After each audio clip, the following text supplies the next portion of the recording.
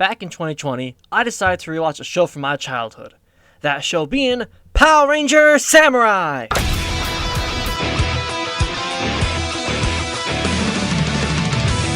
It was fun going back and rewatching this blast from my childhood. The show wasn't as good as I remembered, and most of my enjoyment did come from riffing on it, but I still like it. And after I finished watching the series, I decided to go and watch other Power Rangers series, like Dino Thunder or Mighty Morphin. But if you know anything about Power Rangers, you also know it's based on a Japanese series called Super Sentai. And after listening to around a dozen opening themes, I looked up where to watch it.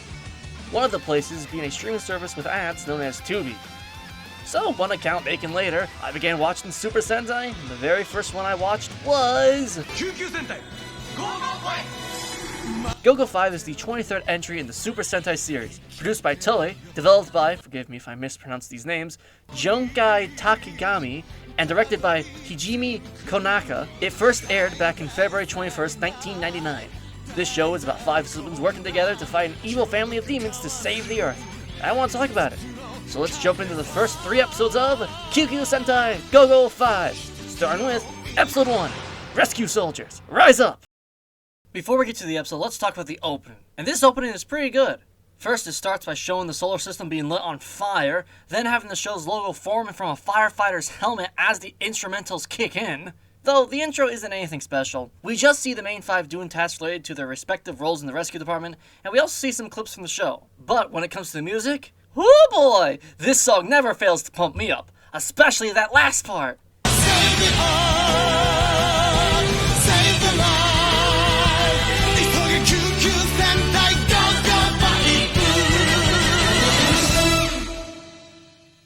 The episode begins and we're told about the Grand Cross, which will cause great disasters to occur on Earth when it forms.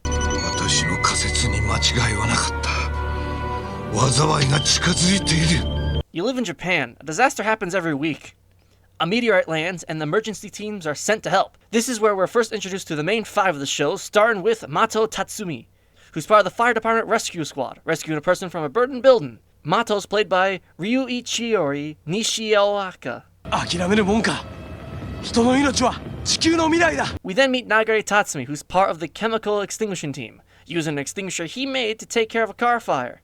Nagare is played by Masashi Itaneguchi.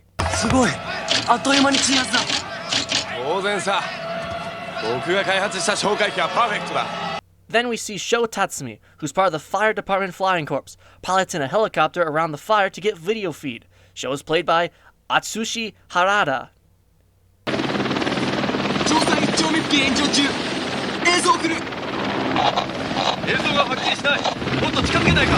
What do you mean the video isn't clear? Did you see how big the fire was? What? Is your camera really a CCTV? We then see Daimon Tatsumi, who's part of the police force trying to get civilians cleared out for an ambulance. Daimon is played by Kenji Shibata. And last we see Matsuri Tatsumi, who's a paramedic attending to the injured. Matsuri is played by Keiyoko Shibata. We cut to the next morning where we see the 5 meeting up talking about how it's been a while since they were all at the same scene. You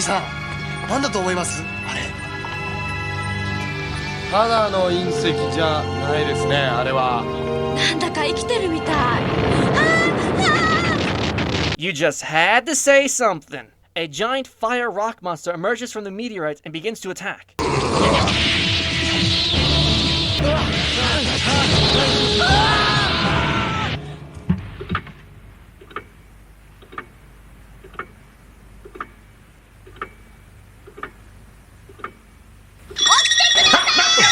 This is Mint, an analyzing robot voiced by Sayaka Aida, and we soon realize that we are at a place called the Tatsumi Disaster Prevention Research Center, which is also their home.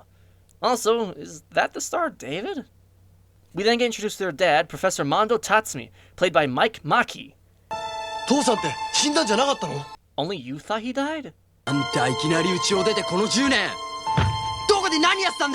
The old man reminds him about the monster and says that it's caused by the Grand Cross. He then shows them the liner launch base.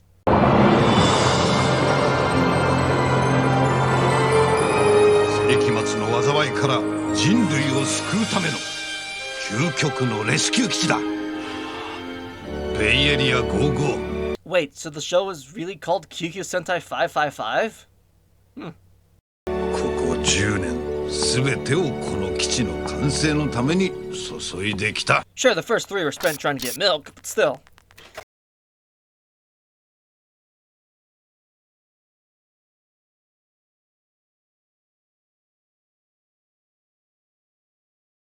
Man, Japan hasn't seen this sort of destruction since Godzilla fought Destroyer. The 5 instantly go to try to rescue people, but their father stops them and gives them the GOGOV braces. Buy it in toy stores now. They then take a tunnel rail system and... Oh, look at Mato's face. That's good. GOGOV ブレスのエンターキーを押してアンチハザードスーツを着装するんだ。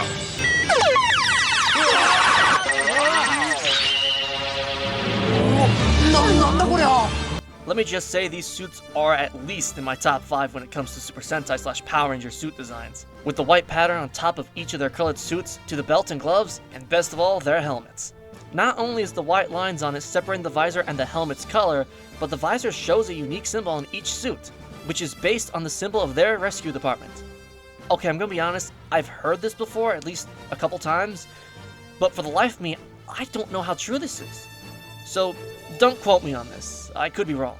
Another thing cool about the visors is that sometimes they'll use a version that's see-through, allowing us to see the faces of the characters during certain scenes.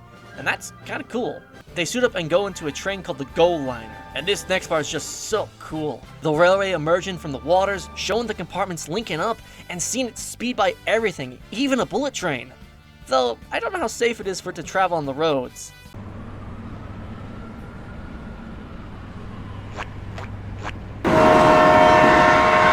When they arrive, the professor also reveals that the GO Liner has 5 vehicles inside called... QQ マシン発進。 Wait, QQ means 99? So is the show's real name actually 99 Sentai 555? Okay, well it's not that. The actual name would translate to Rescue Task Force GOGOV 5, but still, no kind of funny coincidences here. The vehicles inside also have individual names. There's Red Ladder, Blue Thrower, Green Hover, Yellow Armor, and Pink Aider. All available at your local toy store. In all seriousness, I do like the designs of the vehicles and how each one matches the role that each individual member has in the rescue department. Mato then telepathically hears the cries of a mother and her 2 children trapped inside the burning skyscraper.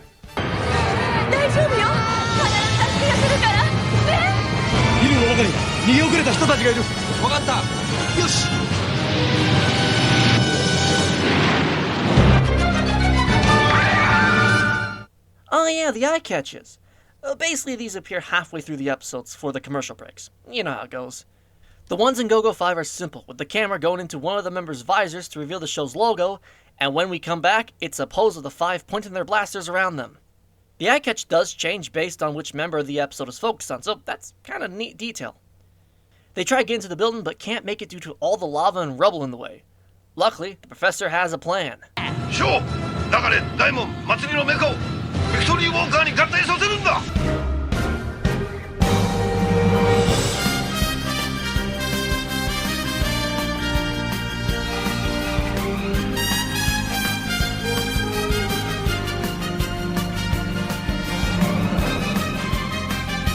I really love this transformation with how the vehicles change forms and interlock. It's so cool. And personally, I always love the look of practical effects like these. Victory Walker, gattai!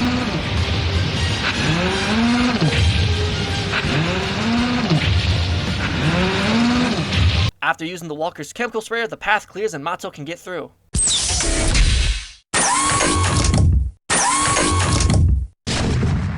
What the hell are you doing? You can't just punch a burning building with a ladder. That's rude. The 3 get inside, after being turned into action figures, and decide to split up. Matsuri decides to jump through fire, Mato decides to defy physics, and Diamond decides to actually find the civilians.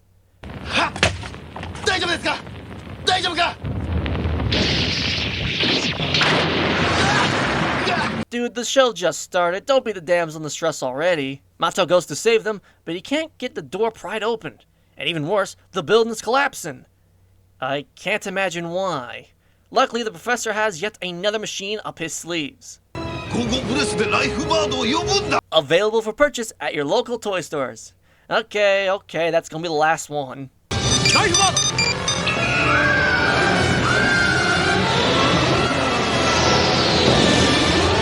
Matsuri uses the build discharger to extinguish some nearby flames, while Mato uses the beak driller to bust open the elevator's door, freeing them. 大丈夫か？まだ兄さん。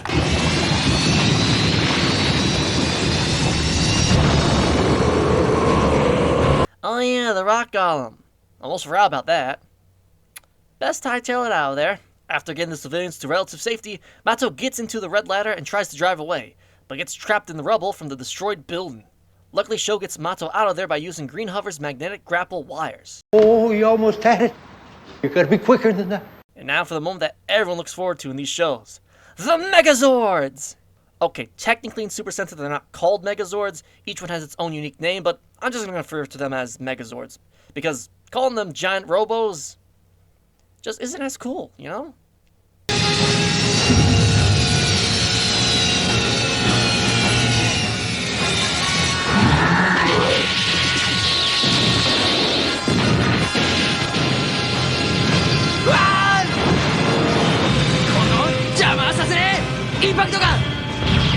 Wait, why does a rescue copter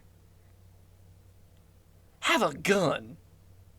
Victory Robo forms and its design is just amazing. A personal top 10 for me.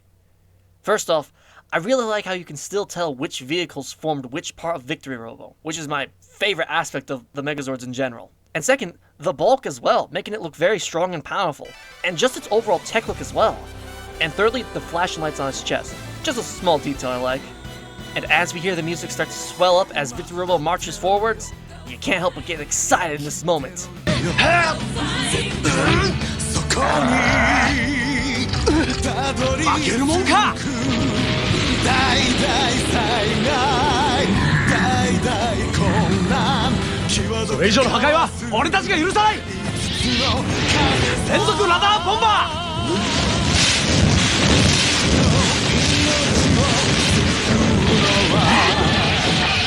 They defeat the rock golem by picking him up and tossing him into the hole he made, both defeating him and stopping the magma's flow.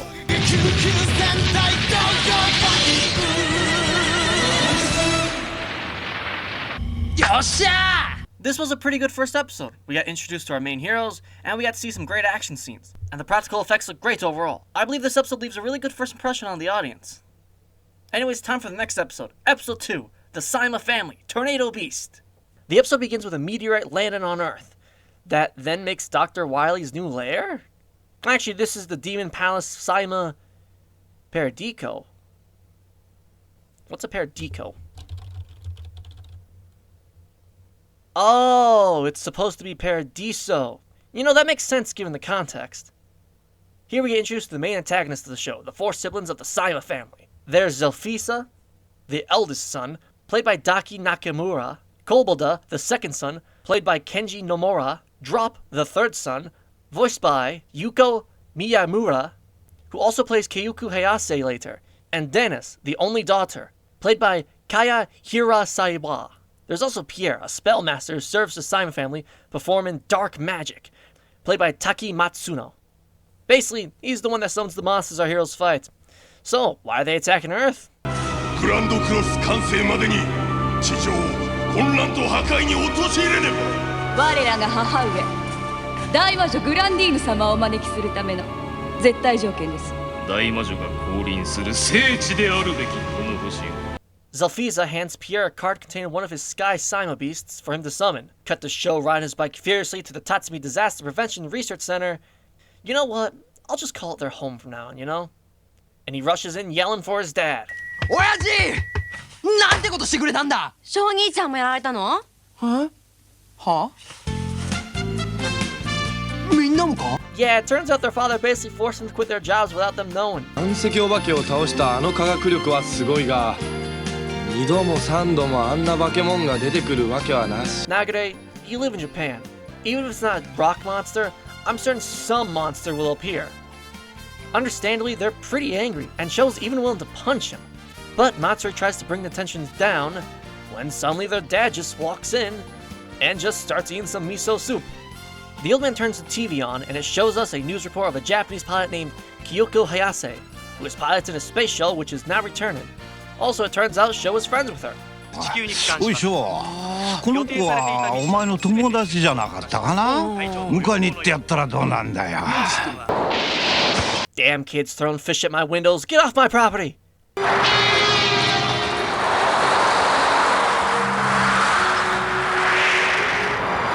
東京湾の魚が巻き上げられたんだ You sound pretty calm despite the fact there's currently a tornado right in front of you! But as it turns out, that's not a normal tornado.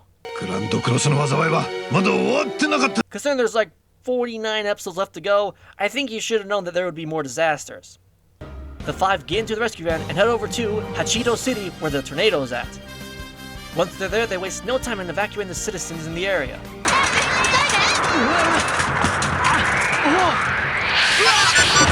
Zalfisa then appears as a big ball in the sky to introduce the Saima family to our heroes, and to tell them what their main goal is.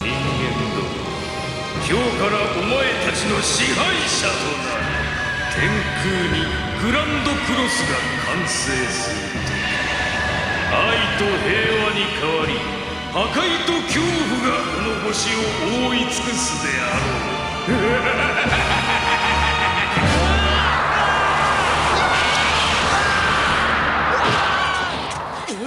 うまさか親父が言ってたことが本当だったなんて You just now believe your father? What, did you believe the giant rock golem was a hologram or something? ショー兄ちゃん一緒に戦ってくれるよね分かってるってあなたたち5人の兄弟が力を合わせればどんな困難も乗り越えられるはず母さんはそう信じてますそしてそんな素晴らしい子供たちの父さんを信じてます信じ合うのが家族ですというわけだ That sentence right there pretty much encapsulates the big theme of this show, that being the unbreakable bonds of family and the power that comes from that bond. The five suit up and... 人の命は地球の未来どんな危険もいとわない世界の平和は心に誓う燃えるレスキュー魂救急戦隊GOGOV出場 Well, it looks like someone's been practicing this for a while. The barrels start rolling as the five confront the tornado, realizing there's a Saima beast inside, so they decide to shoot it. And that works for some reason. The Saima beast is very mad and summons the spirit servants imps, which are basically just the putties of the show, you know, the disposable minions that barely pose a threat and are easily taken out by our heroes. なんだこいつら Didn't you hear me? They're imps. The GOGOV and imps charge at each other. And the choreography here is pretty good. The GOGOV do a pretty good job taking care of the imps, especially Matsuri and Diamond, who take out a bunch of them in a few seconds using their blasters. Which, now that I think about it, why do their guns have a melee option? We also see Mato fight tornadoes, and it doesn't go as well. Mato then gets into some random car that was nearby and drives it directly into the beast. Thank goodness that someone just left their car running. Holy hell, what is this car made out of? 見てろよ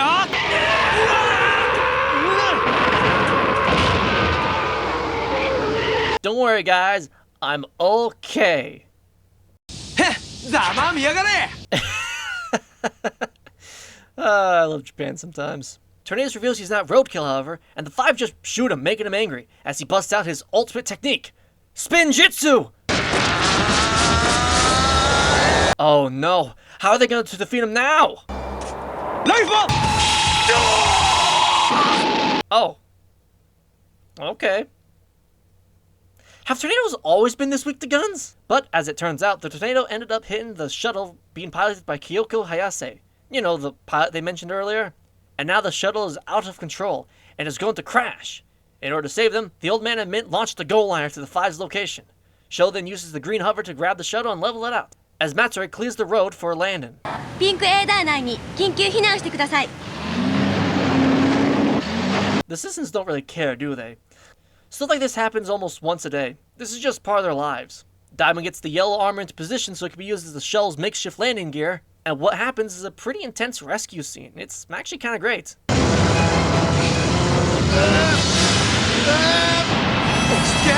落ち着くんだダイモンもっとスピード上げるんだ分かったよ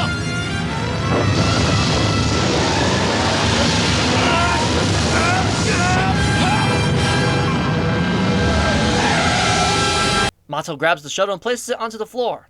Perfect, another successful rescue mission. Well, time to pack up. However, Pierre uses his revive card, which not only brings Tornadoes back to life, but also makes him a giant and gives him a times 10,000 boost to his power. Dear God!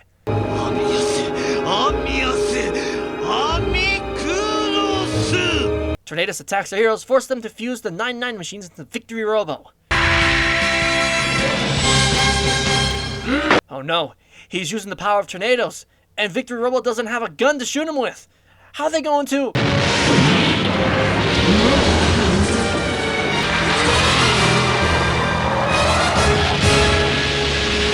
You know, for a beast based on Tornadoes, he's kind of weak, isn't he? After giving him a good throw, it turns out he's not that easy to kill. You see, since he's made out of negative energy, they need to use positive energy to destroy him. Which, of course... マトイ、レーザーグリップを思いっきり押し込んでみろ。わかった。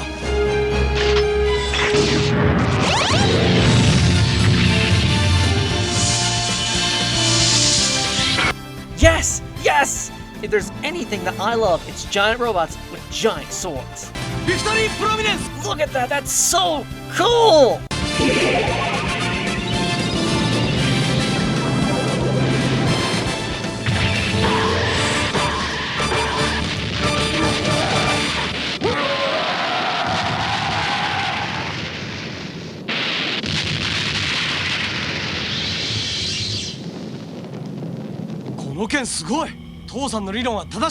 We cut back to their home, where Mint gives them a message left by their father.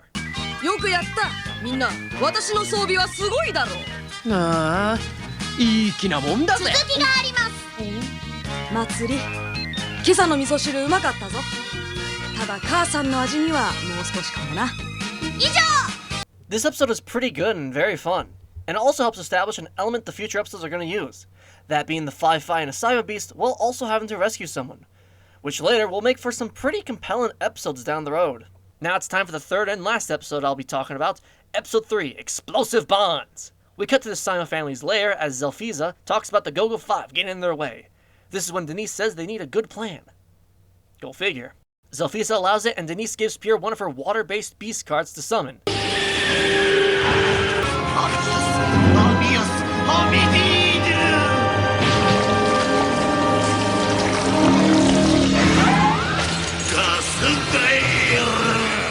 Wait a minute. Bomb Cyma Beast? What does that have to do with water? We then cut to a thief trying to sneak into the Tatsumi's research home center thing, but they get defeated by Kevin's security system.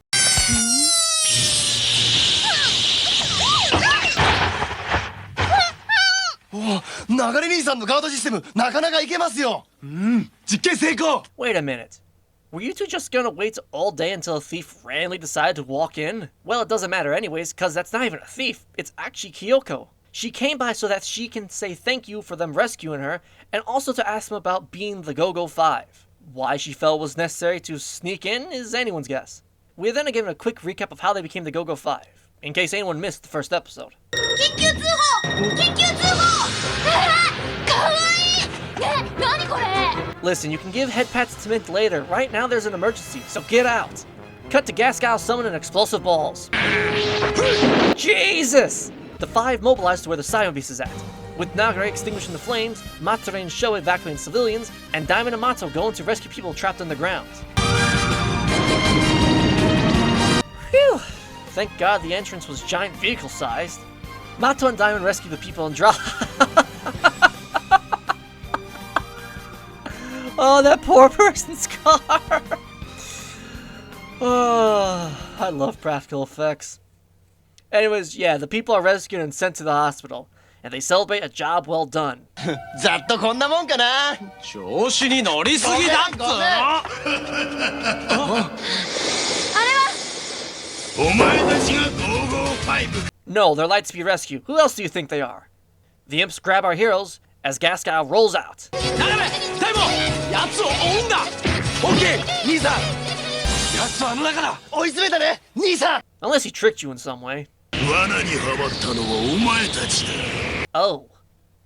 Diamond shoots the door and charges in as Nagare tries to warn him about the backdraft.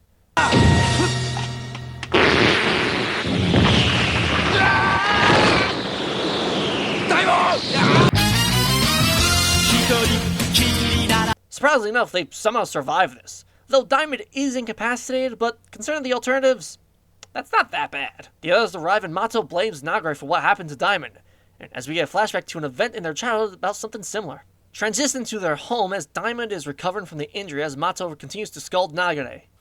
弟を危険な目に遭わしてそれでも兄弟か。やめろ兄貴。思い出した。お前いつか水路で大門が怪我をした時、あん時も大門を危険な目に遭わしただろ。お兄ちゃん。止めるな祭り。一緒にいながらみすみす弟を危険にさらすような奴はGOGOVにはいらない。 Back to the Simon family, they plan to have Gasgao release his gases underground below the capital and blow it up in one climatic explosion. 今度こそこの星を破滅の星にしてくれる。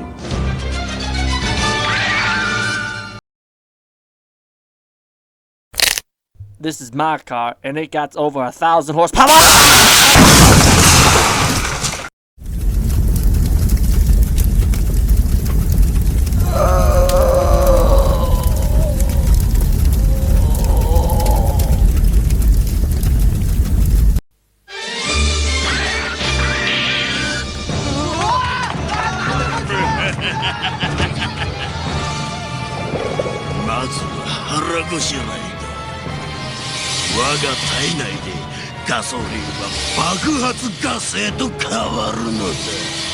Let's see here. From the looks of it, that seems to be 30 gallons of gasoline, which would approximately be 946 million calories. If we convert that into energy, that would be around 3.9 gigajoules worth of energy, which is almost 1 ton of TNT. And luckily for them, gas prices weren't that high, so this doomsday plan of theirs is just within budget.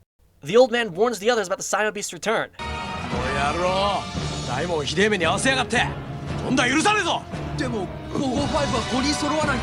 Mato doesn't care, however, and says Nagare would just be a liability. But as it turns out, Daimon was conscious and heard the whole thing.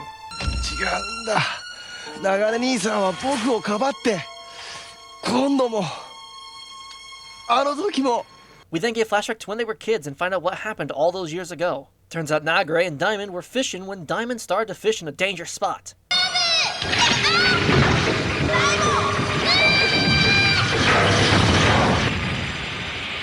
Holy hell, how did Diamond survive that?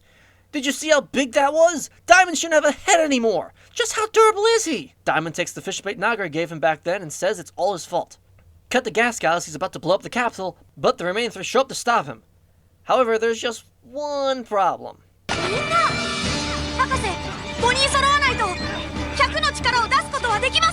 Diamond comes in and tells his father to give the fishing bait to Nagare and that he plans to tell the truth to Mato and the others.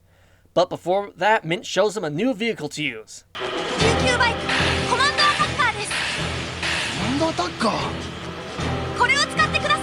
And off he goes. And by the looks of it, they could really use the help. We cut to Nagare as he thinks about what Mato said about him as his father appears. The old man hands Nagare the fishing bait and tells him that Diamond will tell them the truth, making Nagare pause and think for a moment before heading off to help his siblings. Tosa! Thank you!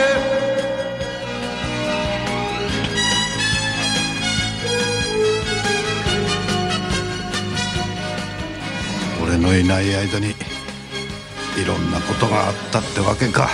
Yeah, a lot tends to happen in 10 years. In fact, in the 10 years you were gone, games went from looking like this to this. We then cut to Mato, Sho, and Matsuri getting absolutely walloped.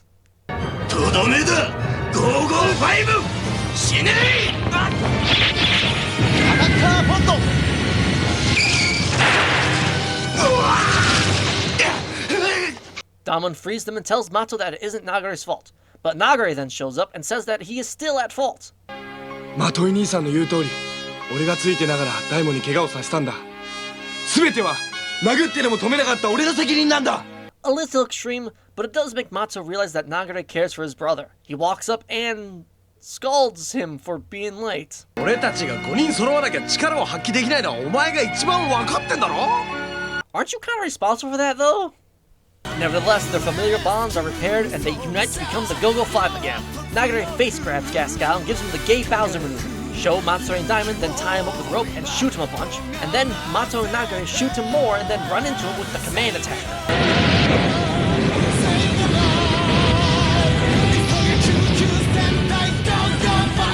They then finish him off with the Calamity Breaker!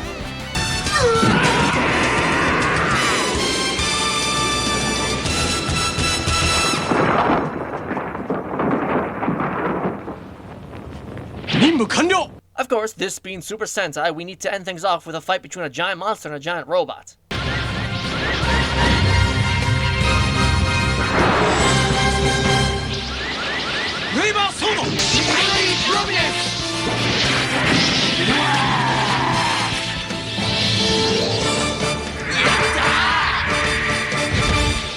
And with that, the day is saved and they head back home. 父さんも少しは僕たち兄弟の気持ちが分かってきたのかな。 You know what? Maybe he does. And look, he came back with a fish that he caught using Nagare's bait. 流れ、お前の疑似はすごくいい出来だったよ。で、なくしちゃったのは惜しかったけど。Never mind, the old man didn't learn anything. And that was the first 3 episodes of QQ Sentai GOGOV 5. These first 3 episodes were really good in the end. They were fun, action-packed, and even had some nice character moments. And believe me when I say it only gets better from here. And if you're interested in watching the show yourself, you can watch it on streaming services like Tubi or Pluto TV. Or, if you want, you can buy the full DVD collection on Shout Factory's official website, shoutfactorytv.com. Or if you're interested in watching any Super Sentais, luckily for you, there's plenty to choose from. Since currently available in the US, we have Jetman all the way up to Hurricane Dress, so you can watch any of them to your heart's content. And until I see you all next time, where I'll probably continue to talk about GOGOV 5. See ya!